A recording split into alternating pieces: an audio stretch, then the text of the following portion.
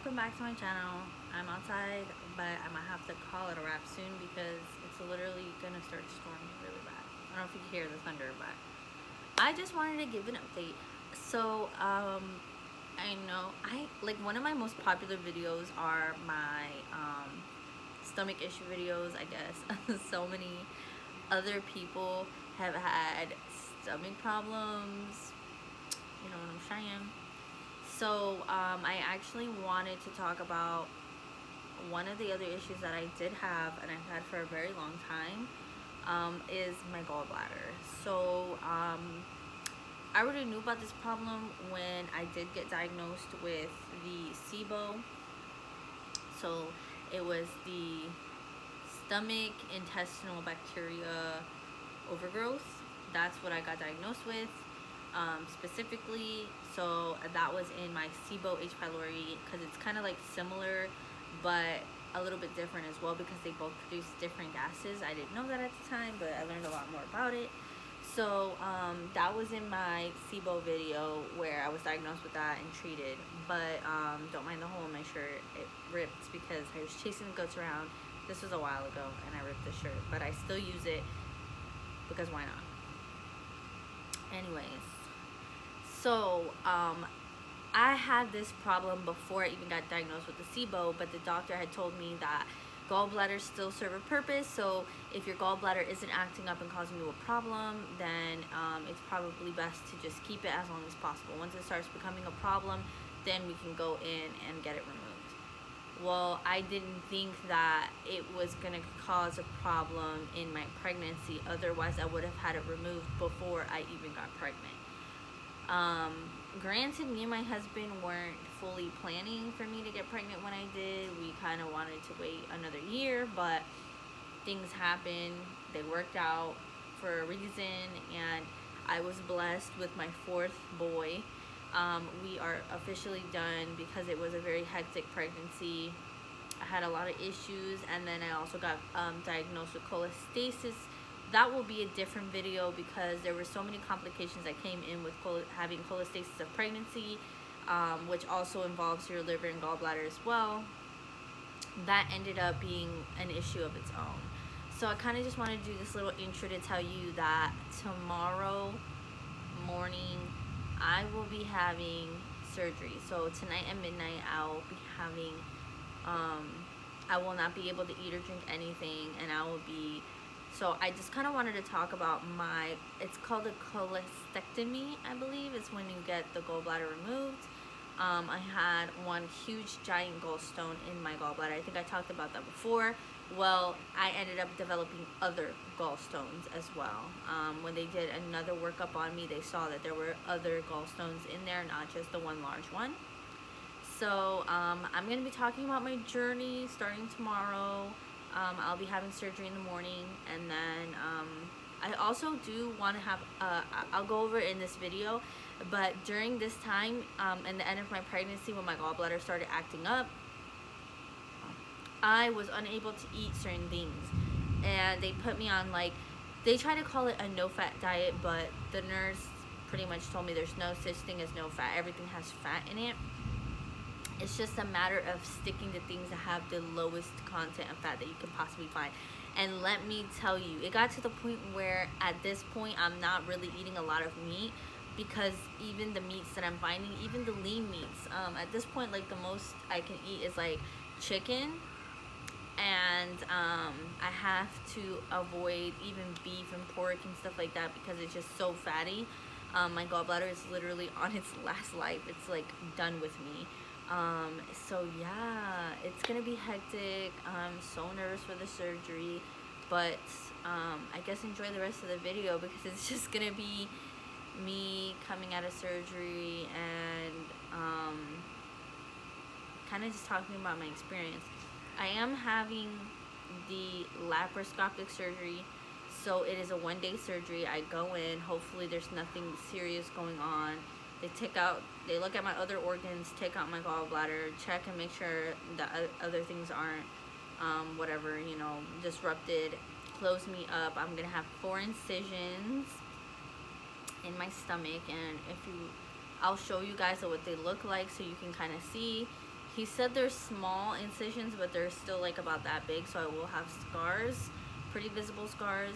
I'll also go over the diet with you guys that they told me to take before I have my gallbladder, and now that my gallbladder is going to be removed, I can go back to a regular diet somewhat.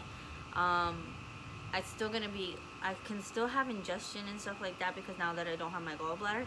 But I just kind of wanted to talk about my journey with you guys so that if anybody is having second guesses about getting the surgery or thinking about waiting, if it's already to a point where you think you need to have surgery, just do it because the gallbladder attacks are very painful. I've been every week to the hospital since like 35 weeks, 34 weeks pregnant. Pretty much once a week I've been in the hospital. After I had my baby, I was in the hospital one other time, and I just told myself I couldn't do it anymore. So this is why I'm here. I'm getting the surgery. It's getting taken care of. But enjoy the rest of the video, and I'll try to inform you guys as much as possible. So one of the things I want to go over, because I feel like you guys like when I do this, because I guess some people don't get these, but for your gallbladder diet, they gave me a low-fat diet list that tells you what foods are considered low fat. Hopefully my baby doesn't wake up. And let me get the list straightened out first. So basically, let me get that out the way. This is a low fat diet because there's no such thing as like zero fat. They just want you to know, like the nurse is basically like not really such thing as a diet that has like zero fat in it, because everything has some form of fat in it, but you want to stay in like a less than 50% fat diet. So you want to make sure that you're not really going into like the 20 grams of fat type of foods, you know what I mean? It's like experts recommend only 20 to 35%, and our diets usually consist of 65 to 80. So breads that you want to kind of like stay with, it says whole wheat, rye bread, graham. This is also like graham crackers, soda crackers, which are like saltines, Melba toast, plain rolls, plain. Can't be cooked in butter and shit. You can still have honey. I learned that the way. And bagels. You can have bagels in English muffins. So what I would do is eat bagels with like honey or jelly. You can still have jelly. You just can't have any peanuts. Those are high in fat. So no peanut butter and no nuts in general because they're high in fat. You can still have oatmeal. So I lived off of oatmeal. Low fat cheeses. No more than 3 whole eggs. You can have egg whites and egg substitute as desired, but with the yolk you can only have 3 eggs. This is per week. So I tried to avoid eggs altogether. And really, unless it's low fat, avoid cheeses, but I avoided cheese altogether because the gallbladder attacks were not fun. So you can have, for desserts, you can have gelatins, slushies, angel food cakes, meringues, I don't even know how to say that, non-fat yogurt puddings or sherbets made with non-fat milk. Those were really hard to find. Angel food cakes, I don't even know what those really were, so I kind of avoided everything, and I was really sad. So I kind of had like low fat, like Italian ices. That's pretty much what those were like the sweet ice creams that I ate. And apparently marshmallows are low fat or whatever.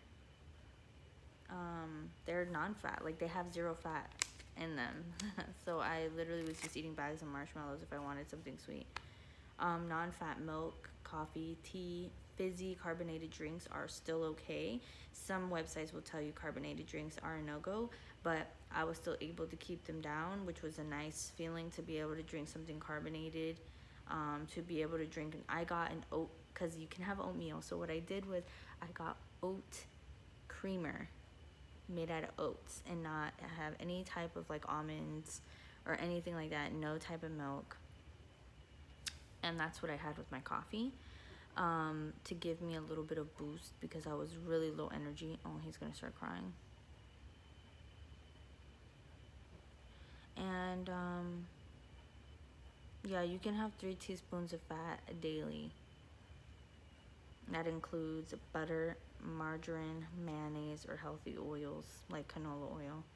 They really want you to stay away from cream, non-dairy creams, cream cheese, gravies, and cream sauces. And by non-dairy creams, they mean like the almond milks, the almond creams, those like creams that are not, you know what I mean? But oats you can have, so I beat that. You really want, you can eat any fruits without fat. You want to stay away from coconuts and olives. Yeah, coconuts. Coconut oil, all that stuff with coconuts. Every lot of, and you'd be surprised how much stuff has coconuts in it. But you can have up to 6 ounces of meat daily, and they really wanted you to limit it, but it has to be like lean, non-fat meat. The only thing that I didn't have trouble with was fish and chicken. I had a lot of trouble keeping down like beefs, porks, like for it not to like act up, so I just avoided those altogether. You want to avoid like potatoes pretty much, but it says here you can have like potato chips, not like potatoes per se. Potatoes prepared with butter, avoid. So I avoided potatoes altogether because I was terrified because everything's made with dairy, like I said. So dried beans, split peas, lentils, potatoes, rice, pasta made without added fat. Pastas I avoided altogether because a lot of them are made with cream sauces, and I just tried to avoid that altogether. You can have clear broth soups without fat and with a lot of vegetables. Cream-based soups are a no-go. Fresh and frozen, canned, or dried vegetables, all made without added fat. Anything with added fat, butters, cream, sauces, avoid. Salt, sugar, jelly, hard candy, marshmallows, honey, syrup, spices, and herbs, mustard, ketchup, lemon, vinegar, all are okay to eat. Try to limit sweets and added sugars. That was hard for me, but I was still able to keep those down. This I didn't know, and explains why I was having triggers. Chocolate, nuts, coconuts, cream candies, sunflower, sesame seeds, and other seeds, fried foods, obviously that's a given, cream sauces given, and gravies and pizza, those are all to avoid. Chocolate, I didn't know had a lot of fat content in it. I mean, obviously you think of candy, but like chocolate in general, chocolate flavoring things are a lot more high in fatties, and I didn't know nuts as well, so obviously you learn something new every day. Makes sense. I'm basically just saying keep a low-fat diet. So that's pretty much what the diet consists of. You can find a lot of these, but like I said, carbonated drinks are still an okay, and a lot of them will try to tell you to avoid it altogether. Hey, to update as much as possible. I'm walking like a grandpa right now. I'm super bloated because they said that they blow you up with CO2 in order to look at everything. I'm in so much pain. It's very painful, I'm not gonna lie. I've never like had surgery and had an organ removed before, and like I feel like something was removed. Like it's 4 incisions, and it's laparoscopically done. I'm gonna try to show you guys, but it's like really hard. Like,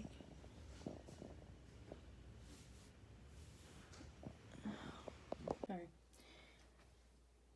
So I just took a shower, and I'm allowed to take a shower with the sutures. I just can't peel them off, they'll fall off on their own. I'm still bloated from my pregnancy, so give a girl a break. But they blow you up with CO2, so I'm even more bloated now, and it says it's gonna take a few days for the, but there goes my belly button suture. This one's the most painful. You can kind of see bruising around my stomach. And then I have, sorry for all my makeup on the floor. That's where I do my makeup. And then I have these 2. Those 2 right there. I'm like super bloated still. I used to be like, my stomach was getting flatter, and then, yeah. I definitely have to say the worst day is day 2. That has been the most painful day. I'm feeling so much better. I'm still super dizzy. I'm not good with meds. They give you narcotics. I have to take them because I'm in so much pain if I don't take them, but they make me super dizzy, super thirsty, or super nauseous. And she said that they'll do that. So it's hard for me to like focus. I hate feeling like I'm under the influence of something. And that's how they make me feel. So yeah, but the worst day was definitely day 2. I thought I was going backwards. I literally was going to call my doctor. But I saw on the sheet, it says some days are better than other days, and that's normal. But if the pain progresses and gets worse and worse every day, that's when it's worrisome. But it hasn't. So it got better today. So day 2, be prepared if you do get the surgery. It freaking hurts. It's not a joke. I'm only on day 3, but I feel 10 times better. I feel like my throat is better because they do have to intubate you or whatever, like put like the air tube. My throat isn't hurting. It's still a little crackly, and I still have to clear it, and it still hurts to clear my throat. Coughing, laughing, holding your bladder in too long, all of that hurts a lot. The swelling is still there. I have like little bumps, like where each incision is. It's very lumpy and weird. I can't take the sticker things off.